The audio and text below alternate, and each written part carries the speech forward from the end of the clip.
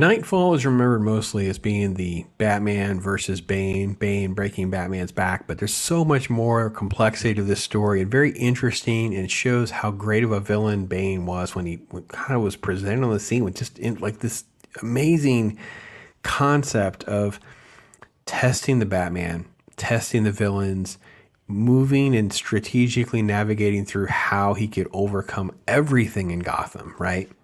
So here we have these two issues, 489 and 490, where we really kind of see the landscape is kind of coming together for what Bane's going to do. So what we have here, and the cover kind of sets it up, even though I'm not a big fan of the art on this cover, for some reason this one just doesn't land real. The proportions are kind of out of whack for me, but Killer Croc episode, right? So you have this sort of backstory with Killer Croc. You understand a lot more of how he is. Again, I'm not a huge fan of some of the panels. Look, I'm a huge fan of Jim Aparo, but for some reason there are some panels in this issue. I'm not a big fan of that one. There are some others. They just don't work for me. But I will say the way he shapes and changes the dynamics of Croc's story. But then look at this, the detail in this rain. It's just beautiful. The beautiful panel. He changes the color palettes with the way the color and the inkers are doing great work.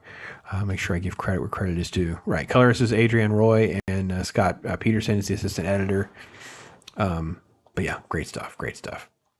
All right. So you have Killer Croc in this episode, and Bruce is very, very ill. Right. So just keep that in the back of your mind as we have this sort of Croc story. And then he's visiting with this doctor.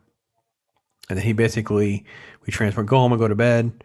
And then you have Bane, who's monitoring the situation with Croc. Croc's basically just gone unhinged. He's on the news even. And you can see him overturning a car. It says, tear gas, as you can vividly see, has seemingly had no effect other than to further anger him. Right? And then talks about condemning the police for not firing and rampaging against the rampaging Killer Croc. So, and this is the assistant bird, this blonde-haired character with here's this little pet falcon, and Bane without his mask on here, monitoring the situation, kind of get a little more of the backstory, and then Bane is going to take care of Croc, right? Bruce is laid up in bed. Okay, Robin, here's kind of Easter. See, look at this panel. That's like just a weird face they gave him in that. I don't know how I feel about Tim's look there. This is John Paul. Okay. So Robin shows up and gives John Paul a bat costume, this is the first time we see John Paul as the Batman to basically take down Croc. And you can see he is, Bruce is having nightmares. Bane is doing his thing. And then Croc attacks some folks. And then you have a Batman ship. But see, look at the inking. It's the way they did the lighting.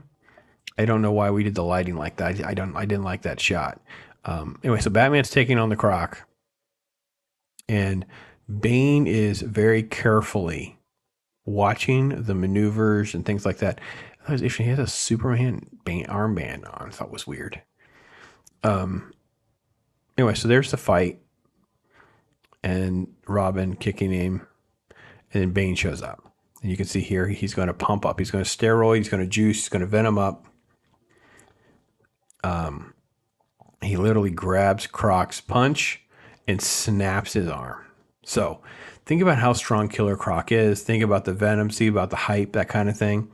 I think this is a great way to kind of set up how formidable Bane's going to be for the Batman.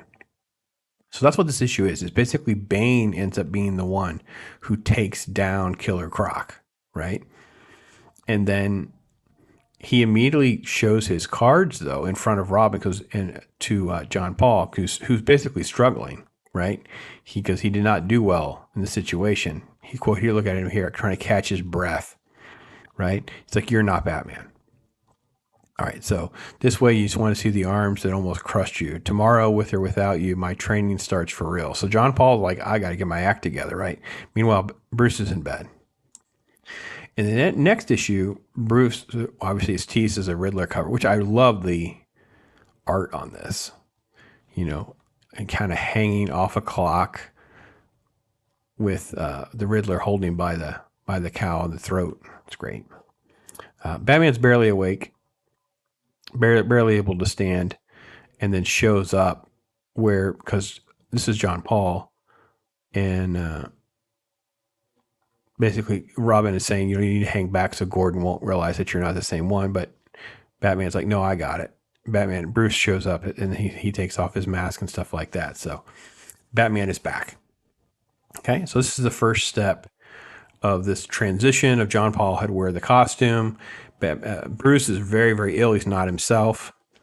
Yeah, it's a Riddler.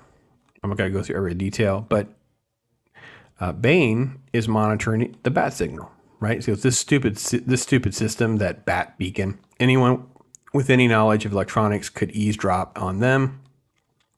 And there's something wrong with him. He moved differently, slower, almost in pain. The Batman? He seemed to move fine to me, Bane. Well, that's because you're blind, Bird. You see only the surface. And whatever is wrong with him, it's the reason that he failed to confront Killer Croc. Okay? And then he talks about having to intellectually make the fool out of the Riddler, basically. Okay? So he pumps up. He intercedes.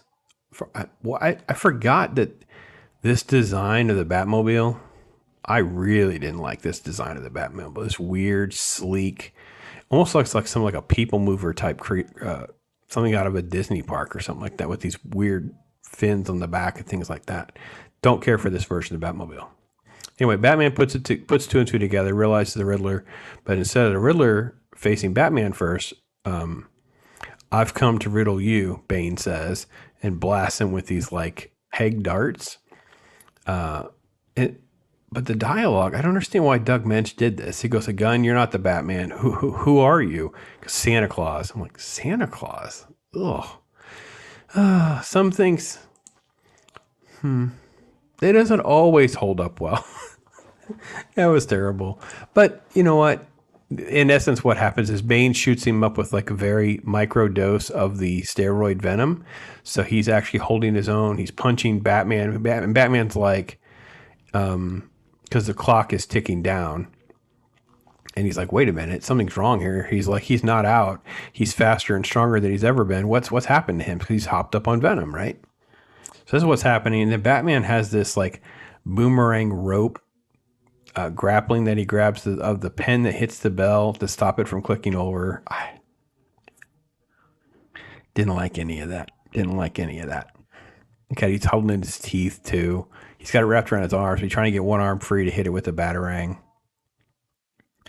And then he finds one of the darts, and the darts are drugged. He takes it back to the Batcave for some analysis. And look at the way the bat phone here is, or this phone is ringing, like an actual payphone looking phone. It's the doctor, and they're talking about stuff going on with this doctor. Is really just kind of about how sick he is. He's very, very ill, right? And the sedatives, things like that. He's just not himself. That's for sure. So bat signal, more story with Bane before you get another confrontation with the Riddler. But before it gets because Riddler's holding his own because he's still got some venom in him. And then before you realize it, it takes another turn because Bane attacks Riddler. So, and by the end of it, you have Bruce, who's just like fall down, tired. And then you end up setting up what's called the breakout, which I don't want to, we'll know what that is in a minute. So what are some of the takeaways? The takeaways are Bane is toying, not just with Batman, but with the villains as well. He's experimenting with, everything. He's monitored Gordon. He's monitored Batman. He's monitored the villains. He's monitored the bat signal. He has used the drugs in his benefit every single step of the way. All of these things are precursors that were being laid out here for the story that's about to unfold. So it's really, really good stuff. The next issue is the famous sort of like the beginning of the story, and that is Bane lets everybody out of Arkham. Okay? And if you've never read this, I think what's fascinating is what a great idea this would be. Like the idea that Bane would just do this and create so much chaos for everyone. You get a little bit of everybody in different ways now.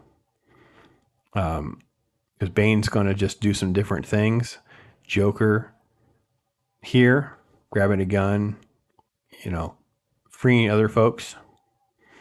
Which I love the fact that there's like an open and closed lever like this. Like, I don't know. Maybe, again, not everything has to date perfectly, but I will say this. Look at, they didn't shy away from having Joker just be stone cold killer. Just done. Just freeing everybody. Look at this. Crazy. Free everybody out. There's a helicopter in stuff for them to have ammunition, be able to fight their way out. It's complete chaos, right? All right. The Arkham riot, halfway there by now. They're going there. Batman's here doing something. Robin's training with John Paul. Batman's got his glider. Joker's there with a gun on somebody. So you have all this time spent trying to figure out how Batman is going to deal with this kind of stuff. What you end up seeing is everyone gets out. Dealing with Joker is one thing. Deal with them one at a time, which is the normal thing. But imagine what Batman's going to have to go through to start dealing with where all of them are. And that is the presence of that is the presence of Bane that sets up Knightfall. It's experimentation, monitoring, creating even more chaos. And how could one man keep up with all this? Great premise for a story. Great premise. So if you haven't revisited it, I just couldn't strongly recommend it enough. If you enjoyed watching this, I'd love to hear your comments. If you're in the comments, each week we're picking from all the commenters for a choice of one of the graphic novels that we're giving away during Christmas month or December. So feel free to engage in that, and good luck. And thanks for being here and supporting me and hanging out with me. I appreciate you so much. Take care, everybody. I am Pops.